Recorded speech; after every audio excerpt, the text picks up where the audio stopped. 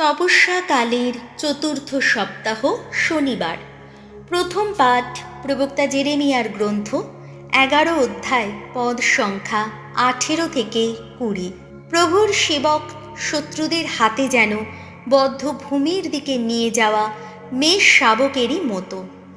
আমার শত্রুদের চক্রান্তের কথা ভগবান আমার কাছে প্রকাশ করেছেন। সবই জানতে পেরেছি আমি। তারা কি করছে না করছে সে ব্যাপারে তিনি আমার চোখ খুলে দিয়েছেন।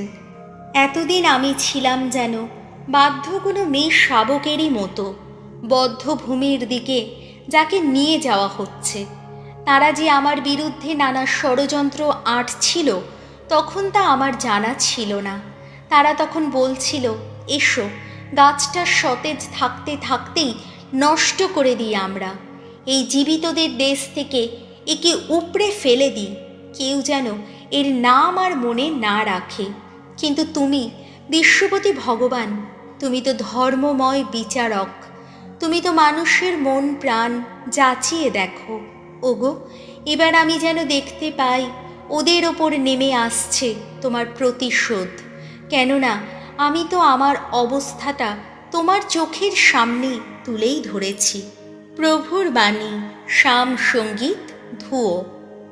ওগো ভগবান ঈশ্বর আমার, তুমিই তো আশ্রয় আমার। ওগো ভগবান ঈশ্বর আমার, তোমারই তো নিয়েছি শরণ, রক্ষা করো আমায়। ওরা যে ধেয়ে আসছে, বাঁচাও আমায়, নইলে ওরা তো সিংহের মতো ছিনিয়ে নিয়ে গিয়ে ছিঁড়েই ফেলবে আমায়, বাঁচাবার কেউই থাকবে না তখন।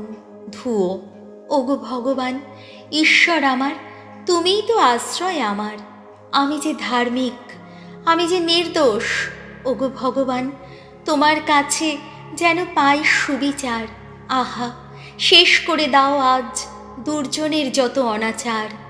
ধার্মিক মানুষকে ওগো প্রতিষ্ঠিত করো, তুমিই তো যাচাই করো মানুষের বিবেক, মানুষের মন। ওগো ঈশ্বর, ওগো ধর্মময়। ধুয়ো। ওগো ভগবান ঈশ্বর আমার, তুমিই তো আশ্রয় আমার। আহা, স্বয়ং ঈশ্বর আমার রক্ষা ফলক, সত্য প্রাণ মানুষের পরিত্রাতা তিনি। ঈশ্বর তিনি তো ন্যায় বিচারক, দুর্জনকে নিত্যই শাস্তির ভয় দেখান তিনি। ধুয়ো। ওগো ভগবান ঈশ্বর আমার, তুমিই তো আশ্রয় আমার। বাণী বন্দনা। প্রভু যীশু পরমেশ্বরের শাশ্বত বাণী, ধন্য তুমি।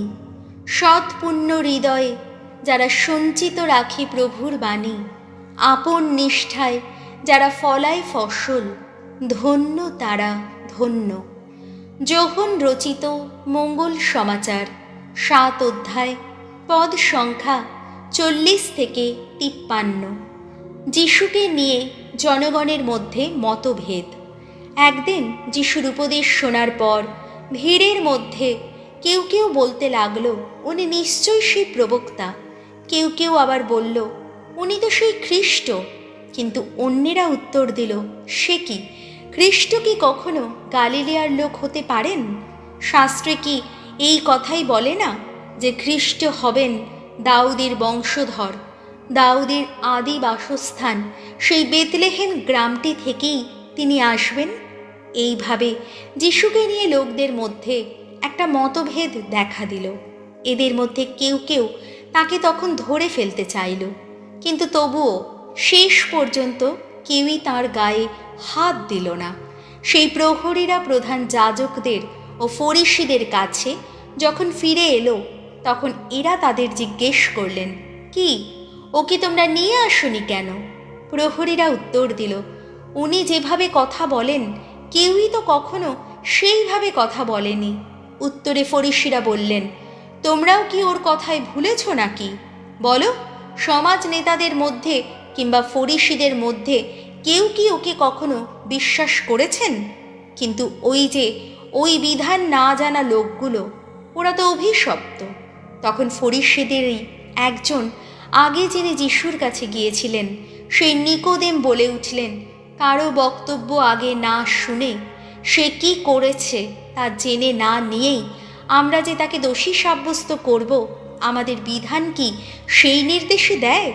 উত্তরে তারা বললেন, আপনিও কি গালিলিয়ার লোক নাকি?